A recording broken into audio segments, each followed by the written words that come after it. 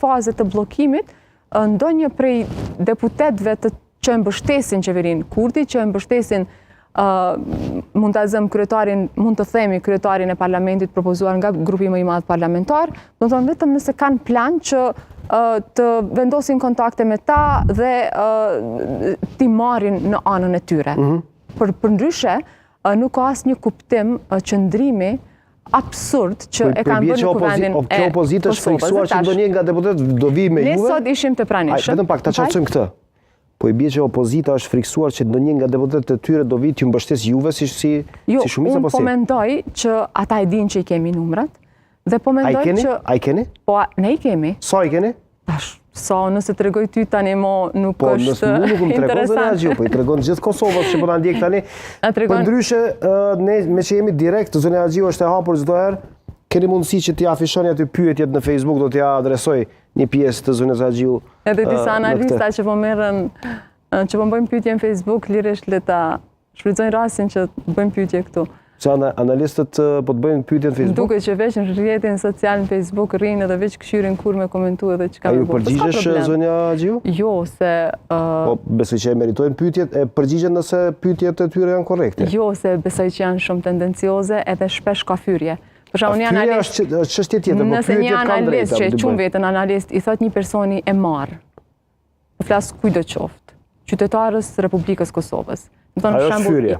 Është shembull i keq dhe unë nuk menoj që njerëz të tillë kanë, si më thonë, duhet të gëzojnë të drejtën që unë me u marrë me komente në rrjetet sociale. Jo, unë kam fjalën për shikuesit sepse ne jemi si emision i hapur edhe përpiqem që ti inkorporojë. Secili prej tyre mund të bëj pyetje dhe unë do të përgjigjem për atë sa di dhe mundem dhe për atë sa kam informacione. I keni numrat. Pra, kushtrim, të kthehemi prap. I kemi numrat. Të kthehemi tek situata e sotme.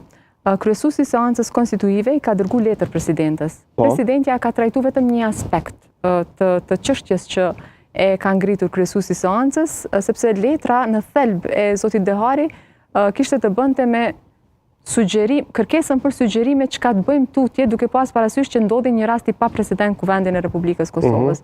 Ne kemi të qartë që përgjegjësia e presidentes është me thirr seancën konstituive. Madje thuhet që nëse se thret presidentja, kuvendi mblidhet vetë. Pra e ka edhe këtë mundësi. Por megjithatë, duke u përballë me një situatë të tillë, kryesuesi e ka vlerësuar që t'i drejtohemi presidentes.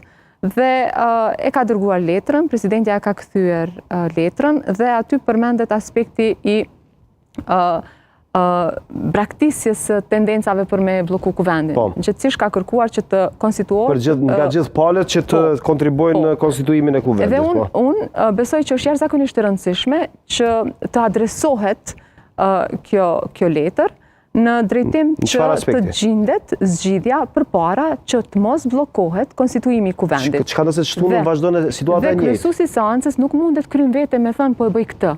Është shumë e rëndësishme në kushtrim që në seancën konstituive të mos ketë shkelje. Pse? Sepse çfarëdo shkelje që mund të ndodhë në seancën konstituive mund të përdoret si objekt pastaj në gjykatën kushtetuese. A mendoni që duhet të adresohet kjo çështje në gjykatën kushtetuese, Zonja Agjiu? Veç ta përmbyllë dhe vetëm që të mbesim qartësisht që dihet një lloj adrese në këtë fazë në gjykatë kushtetuese. Është presidentja edhe avokati i popullit. Mund ta bëjë një gjë të tillë. Në këtë drejtim, në të kaluarën ka pas raste kur presidentët e kaluar kanë pyetur gjykatën kushtetuese çka të ndodh, çka të